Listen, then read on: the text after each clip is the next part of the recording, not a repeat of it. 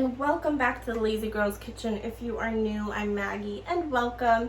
Today we are going to be making chicken thighs. I actually got these on sale this week when I went food shopping, so I decided to make a dinner out of it.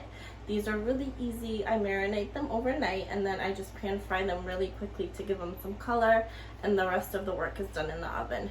So if you want to see how it comes together, just keep watching. Again, super easy and really inexpensive, so I hope you guys enjoy.